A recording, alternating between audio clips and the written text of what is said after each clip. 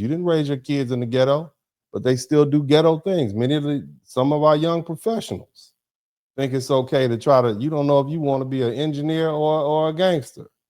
You don't know if you want to be a school teacher or a stripper. Some of the school teachers can do twerk better than the strippers. Not that I would know, of course. I'm just saying. Okay. So where'd that come from? We have to begin to ask ourselves that. Now, again, it's not just white people saying these things, it's other black people. Listen to this cat. He's interesting.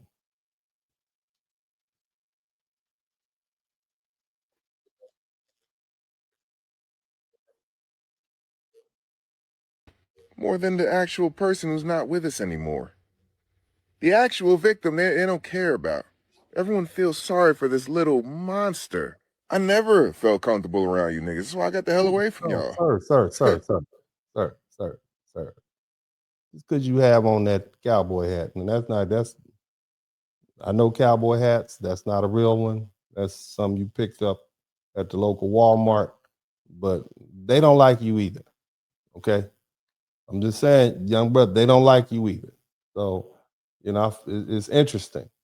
Okay, you can try all you want, but you're still one of them, meaning you're one of us. Okay, so don't try to distance yourself from the group. I hate you, and when you move in, that's what they looking at you saying. They hate you too when you move into their neighborhoods. I'm just pointing that out, sir, respectfully. Y'all think this is a game? Like, oh, you're just saying this for likes and clicks. No, I'm not even near you niggas. My kids don't go to school with you niggas. This ain't. Sir, you are one of the N words. Why do black people do that? Why do black people say, I don't even live one of you all? You are them. When you say, I don't live around you, you brought them with you. You are them. When white people see you, they like, man, we got to move because you're one of them, sir. I'm one of them too. You can't get around that.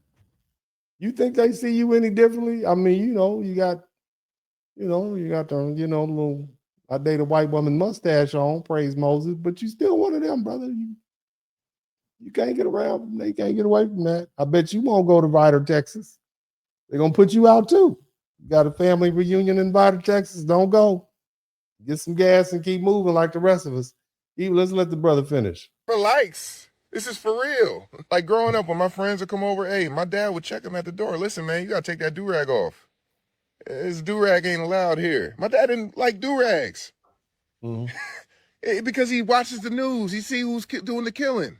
Mm-hmm. Take that do-rag off before you come over. And that's all. Like, and when I was a kid, I didn't understand. I'm like, why is dad like this? What's going on with dad, Ma? Why is he tripping? Why is he embarrassing me? My mom sat me down and told me a story. Listen. Dad had standards. Dad probably grew up in the ghetto, and dad moved away from the ghetto. That's why. But let's let him finish telling his story. Dad's seen a lot of things. What do you mean, Ma? What happened? I never told you this, and don't tell your father I told you, but when we were young, we used to party at your dad's house, when we were 16, and his brother had just come home from the military. His brother was older, your father looked up to him. He was kind of the protector of the home. Everybody loved him. He was just a great guy. Just came home from the military. And they threw a party for him. Celebrating, everybody celebrating downstairs. What happens? A knock on the door. My father's brother goes up the stairs, opens the door. What is it? A bunch of monsters. Do-rag wearing monsters. Yo, we want to come to the party. My father's brother tells him, no, you're not allowed. Nobody else is allowed. We're going to just keep having this party and you guys are going to leave. What do? Oh, yeah? Put a gun to his head, shoot him in the head. He fall down the stairs, dies in front of my dad. My dad is traumatized by y'all. Yeah, that's part of the culture that we're talking about, you see? And, we can't ignore that, can we? We always talk about Black Lives Matter, but my question is, do Black Lives matter to Black people?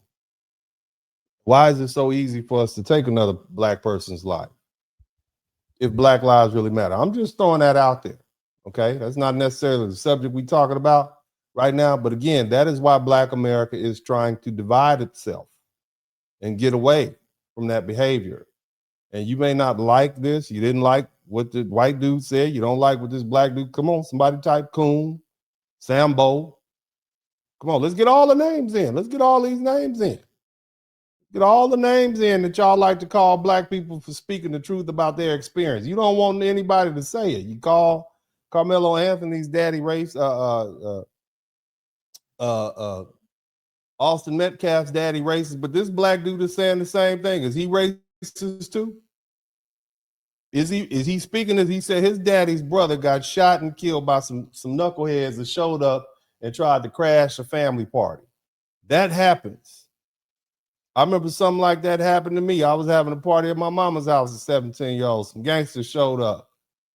I used to live off 92nd and Dinker in South Central Los Angeles. Some gangsters showed up, thought they were just gonna come crash the party. I was like, nah, y'all can't come in. But they could have easily came back and shot the house up. That's the behavior he's talking about. Now, is that good or bad? Should we, does it make us sellouts and coons and what, Sambos for wanting to get away from that? Huh? Because see, some of us bring the nigga with us when we talk about getting away, because that's what happened to Carmelo. I know you won't be tired, I know. Carmelo Anthony's family is from Baton Rouge, Louisiana, right? That man that they say is his daddy is his stepdaddy. Where's his real daddy at? Where's his biological father at? Huh? What happens in the relationships when you have a biological father not present and the stepfather is there? Somebody type stepdaddy. Does the stepdaddy have any say so typically in the relationship? I'm just pointing. I don't know. Maybe I'm wrong. Please correct me if I'm wrong. It's my understanding that was a stepdad. You know, the guy that was crying and such and so forth. How much influence and control does the stepdaddy? Because if it was my son, you better not bring a goddamn knife to this school. I'm gonna make you touch every wall in this house if that's my son. But stepdaddy can't really do that, can he? Typically, mama has control over that, right? I'm just pointing out some things. I'm speaking in general. I don't know these people's relationship, but your son brought a knife to school. And it's my understanding it was a couple of times. Can we speak facts? Can we be honest? Are we gonna try to fix this problem? I mean, are we gonna try to fix this problem? Because on one hand, you got a 14-year-old boy running around Columbia, South Carolina with a semi-automatic pistol. On another hand, you got another black boy who's 17 at the schoolhouse at the track meet with a knife in his backpack. Are we gonna deal with this? Are we just gonna keep calling each other coons and sell out? I mean, I'm just asking questions. Somebody just say, I'm just asking questions. What does your son have in his backpack? What does your daughter have in her purse or her pocket?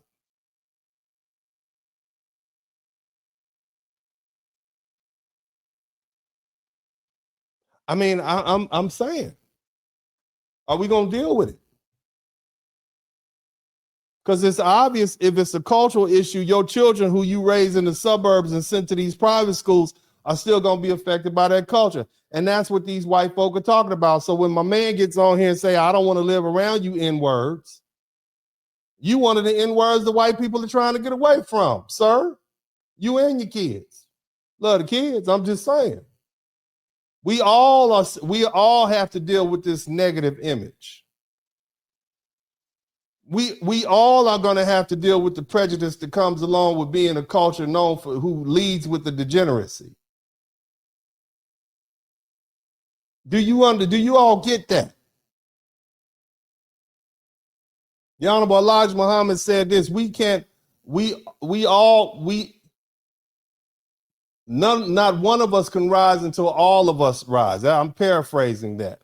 So we're all stuck in this boat together. So whether you got a cowboy hat on from Walmart or some boots from aisle 10, you still are subject to that same reputation. You can't get away from it.